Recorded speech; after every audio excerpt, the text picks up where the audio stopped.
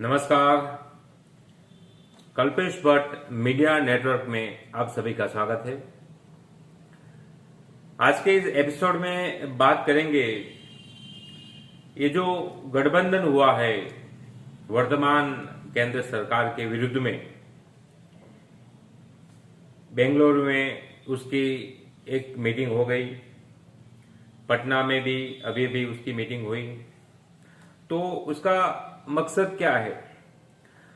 वडाप्रधान मोदी को हराना है, बीजेपी और एनडीए सरकार को निकालना है। क्यों हराना है?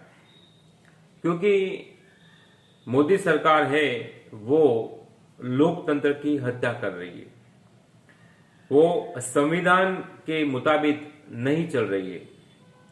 तानाशाही सब जगह पे फैली हुई है, सब लोग मनमानी करते हैं। ये विपक्षी जो लोग खड़े हुए हैं 15 से ज्यादा पार्टियां, उसका ये लॉजिक है। एक बार ये लॉजिक मान भी लेते हैं कि भारत में लोकतंत्र की हत्या हो रही है और आने वाला जो चुनाव है उसमें ये गठबंधन, महागठबंधन उसे बोलते हैं लोग, और दूसरा शब्द भी यूज करते हैं कि रियल में एक गठबंधन है तो क्यों है, और एक ही सामने इतने सारे लोग इकट्ठे क्यों हो गए। तो खैर वो दूसरा एक टॉपिक है। तो ये सब लोग सपोज के आ गए तो उसका जो गवर्नमेंट का रोल मॉडल है वो कैसा रहेगा? क्योंकि अभी जो एडमिनिस्ट्रेटिव पैटर्न चल रही है वो तो अच्छी नहीं चल रही है, क्योंकि मोदी सरकार है, सब जगह पे तानाशाही फैल चुकी है। तो अब देखिए, वो सब लोग शायद अभी पश्चिम बंगाल में जो चुनाव हुए हैं, पंचायती चुनाव, और उसमें जो कुछ भी देश ने देखा, शायद वो रोल मॉडल अपना सकते हैं। क्यों? क्योंकि वहां पे लोकतंत्र का बचाव हुआ, कॉन्स्टिट्यूशन के मुताबिक चुनाव हुआ, और अब राज्य का पंचायती राज में विकास होगा। क्यों ऐसा?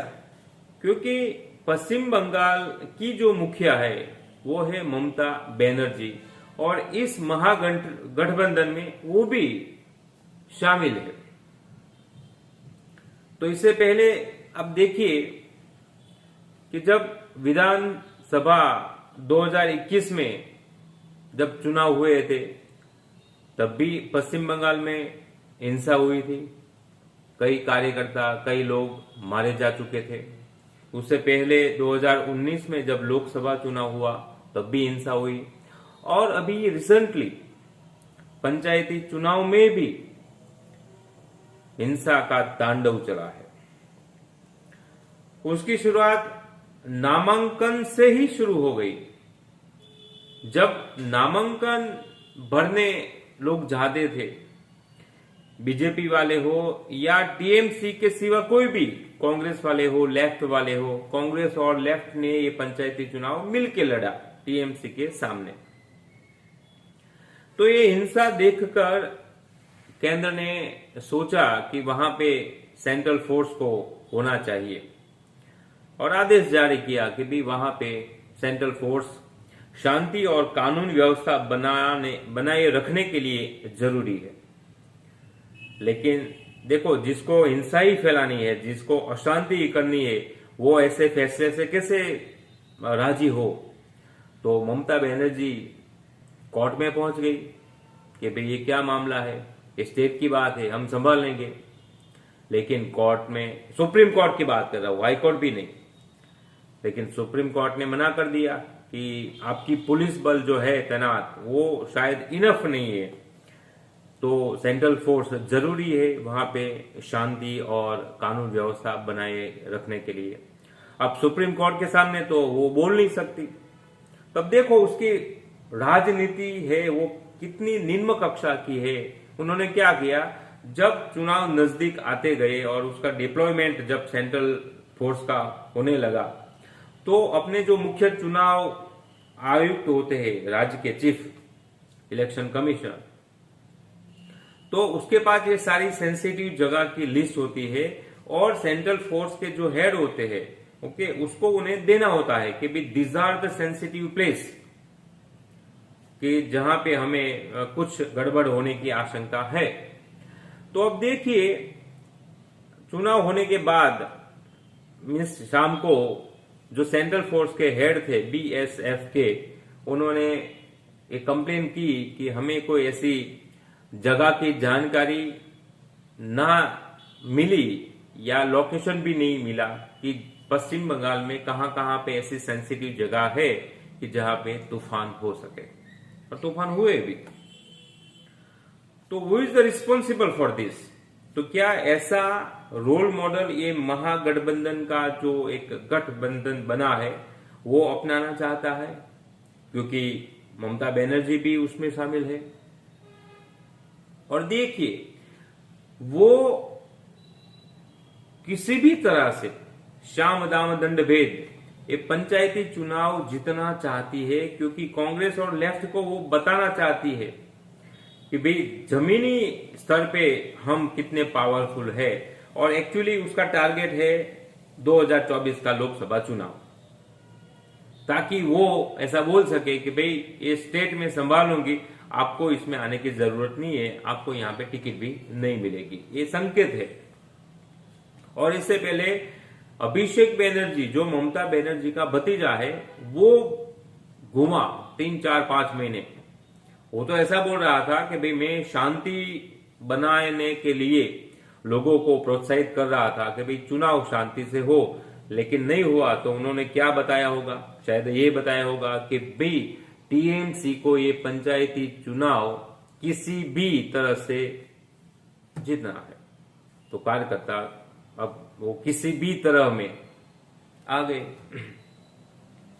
अब दूसरा देखो कि ये हिंसा हुई तो ममता बनर्जी ने कोर्ट को क्या कहा कि इसके लिए राज्य सरकार जिम्मेवार नहीं है, राज्य सरकार की पुलिस जिम्मेवार नहीं है। तो कौन जिम्मेवार है भाई? तो बताया कि भाई कोर्ट ने कहा था कि सेंट्रल फोर्स आएगी तो वहां पे हिंसा नहीं होगी। तो सेंट्रल फोर्स आई, फिर भी हिंसा हुई, तो मतलब सेंट्रल फोर्स की वजह से या सेंट्रल फोर्स ही जिम्मेवार है कि यहां पे हिंसा हुई। अब देखिए ट्रेजेडी, देखिए हमारी सब लोगों की, आम जनता की। विदेश जाके गला फाड़ फाड़ कर लोकतंत्र की दुहाई देने वाला राहुल गांधी को ये हिंसा दिखाई नहीं दे रही है। वो उसका एक ट्वीट भी नहीं आया, एक बयान भी नहीं आया, क्योंकि वो उसमें शामिल है, गठबंधन में अपने वाले हैं। और दूसरा, कांग्रेस के कार्यकर्ता भी मारे जा रहे हैं, उसके साथ लेफ्ट वाले हैं, लेफ्ट वाले के कार्यकर्ता भी मारे जा रहे हैं, फिर भी कोई नहीं बोलते कुछ, चुपकी थी साध ली है। दूसरा, दिन भर नीतीश कुमार और लालू प्रसाद बोल रहे हैं कि तानाशाही चल रही है देश में, लोकतंत्र जैसा कुछ है ही नहीं, वो भी चुप है, स्टालिन भी चुप है, सारे से सारी पार्टियां चुप है। किसी को पश्चिम बंगाल की चुनावी जो हिंसा हुई वो दिखाई नहीं दे रही है, लेकिन मणिपुर की हिंसा दिखाई दे रही है। राहुल गांधी तो इनफैक्ट वो वहां पे टूर करके भी आए, पॉलिटिकल टूर ही बोलते हैं, जहां पे ऐसा कुछ हो, जहां पे ऐसा लगे कि चलो मैं कुछ